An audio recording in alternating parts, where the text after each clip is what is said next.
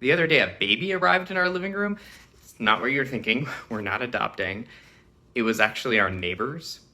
They've been having one of those days where everything had been falling through, and I mean everything. So we got a text that said, "Hey, can you watch this baby for an hour?" And of course, we said, "Yeah, why not?"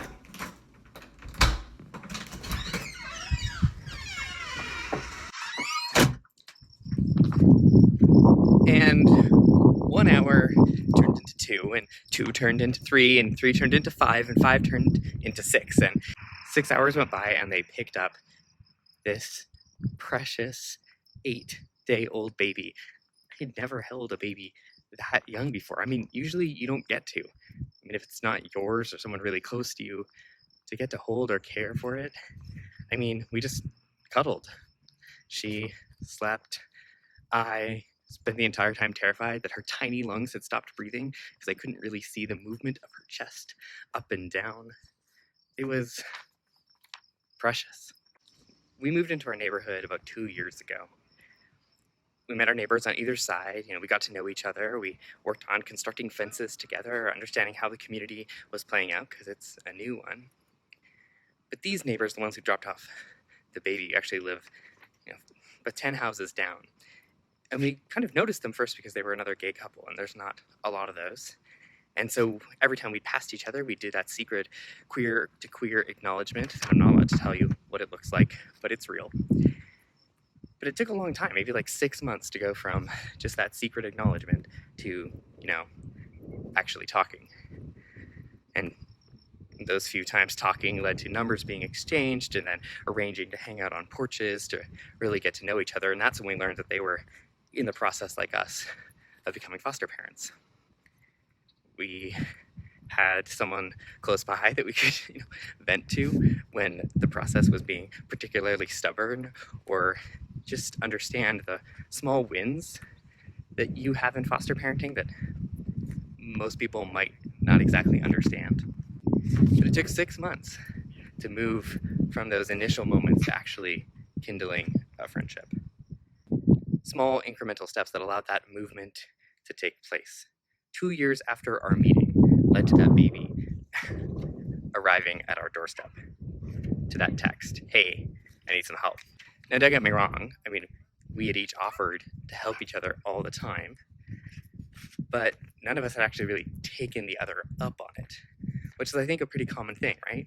We offer to help, but that doesn't mean that we actually ask for it. Which is why I don't want you to think that I am the good person in this story, because I'm not. Because in our society, it takes so much more courage to be the person asking for help. I mean, the vast majority of us are willing to pitch in once we're asked. But ask for it? Like, to truly stop and say, "Hey, I need some help." I mean, what if no one says yes? What if they do say yes? They realize how much of a mess your life is in, and they ghost you. They fade away. They never say yes again, and they stop being your friend. I mean, I've never thought that before. What if when we ask for help, we realize how much help we actually need?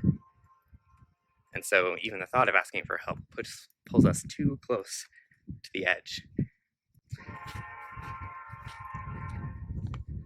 So I was watching a video on the design of early Soviet buildings in the USSR. I mean, obviously. And it was actually really interesting because they said that when they were designing apartment buildings, they intentionally made the living quarters small so that it would force people to come into the common areas. So each family space was small, but the common living areas, the community centers that they would situate around the residential buildings, those would be bigger and allow for, that kind of communist ideal of that collective. I mean, look around many neighborhoods in Fort Collins, and you realize that in North America, we've designed a very different way of being. A way of being that says, I should have everything I need. Even the windows that we put in are designed to let light in, but not really let prying eyes or our neighbors see into our lives. I mean, good fences make good neighbors, right? We're designed to be autonomous. Professor Eva Kittery says that the independent individual is always a fictitious myth of those who have sufficient privilege to shift the concern of dependence onto others. I'm going to say that again. The independent individual is always a fictitious myth of those who have sufficient privilege to shift the concern of dependence onto others. I mean, think about that. Said another way, privilege breeds an illusion of independence. For those of us with privilege, like me, we can sometimes buy or maneuver our way out of experiencing the world as a mass of interdependent relationships, or of a sets of cause and effect that impact us in ways that we don't have control. Privilege gives us both access to choices that other people don't have, but the illusion, because we can distance ourselves from the impact of our choices. We don't experience the world as a mass of interdependent relationships to which we are dependent upon and with. Instead, a set of options and choices whose consequences can be mitigated with regard to the implications of any of the choices we make. People who don't have that privilege never live with the illusion that they are independent. In fact, their whole lives are filled with all of the reasons that tell them that they are dependent and interdependent. The forces of racism, of classism, the ways that capitalism plays out, all of it reminds them over and over again that they are at the mercy of someone else, that their choices are bound, that they are dependent. That independent myth is insidious because it corrupts us. Firstly, it breaks our ability to connect with each other so that we don't form the relationships that we need to survive, but it also has the consequence of deeply harming other people. Because when we don't see the consequences of our actions, of the way we live our lives, we're more prone to make choices that negatively impact others. We're not independent. We need each other. We need each other when babies need caring for, when we need someone to vent to, for when meals need to be delivered, when laughter needs to be shared. We need the collective to resolve issues that we cannot face alone, like issues of racism and colonization and misogyny. All of these things that we need to tackle together. And in our bones, we know this. In our bones, we know we need community, that we are actually dependent. I mean, coronavirus has taught many of us that the illusion of control is just that, an illusion, that we are dependent on so many things, and yet we like to delude ourselves to think that we're not dependent, that we can do it ourselves. But in our bones, we feel the calling of community, that we can rest in, that deepest sense of belonging. But our heads and our society, and even our communities, don't make that easy. We get busy trying to get everything done. We don't have the time to invest in relationships that over the long haul would blossom and grow to be the ones we need them to be in 2 years. But we don't plant those seeds. Kids are great at this. Kids that are watching this right now, you need to teach us how to do this better. Seriously. You know how to make friends. I've watched it over and over again. Kids taking risks of building connections. Kids know their neighbors way better than adults. This series is all about loving where you live. Before we can love where we live, we actually have to, know it. Because love isn't generic. Love is specific. Love is particular. Love says that, of course, I don't know you completely.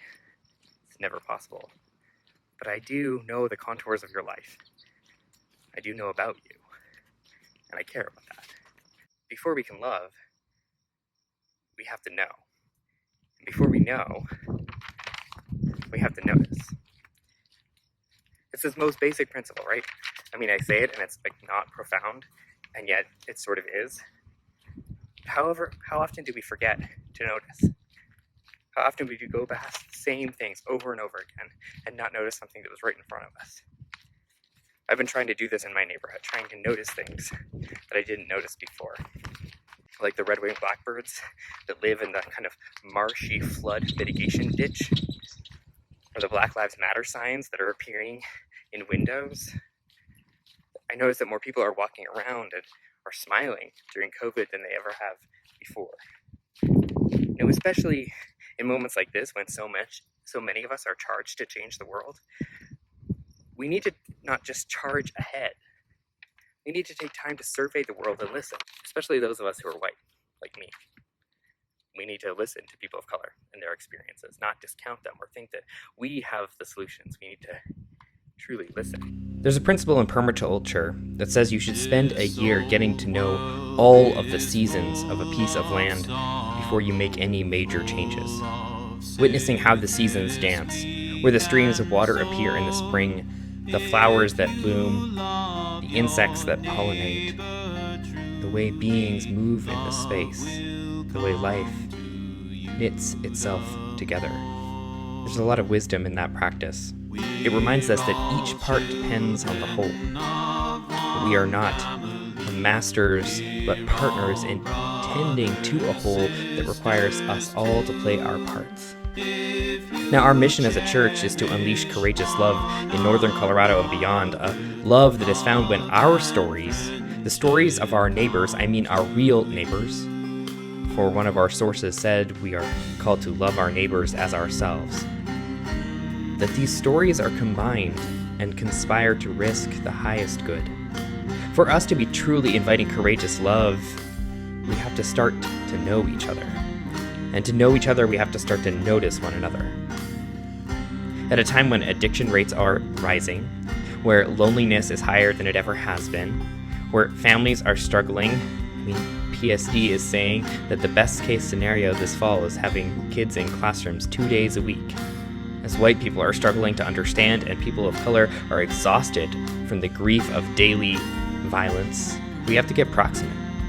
We need to invest now in relationships that in 6 months, 2 years down the line, will have the stamina to hold our vulnerability, our pain, and our community's transformation. To love, we have to know. To know, we have to notice. So our challenge for you is to begin to notice. Most people don't know the names of more than 2 of their neighbors. This has to change.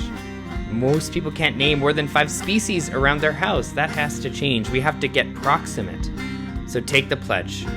Learn the names of your neighbors this week. Learn something more than their name. Light in the awkwardness of tending to the seeds that will blossom in 2 or 6 months, transforming this old world into a garden for all. If we love our neighbors truly, we must meet them face to face.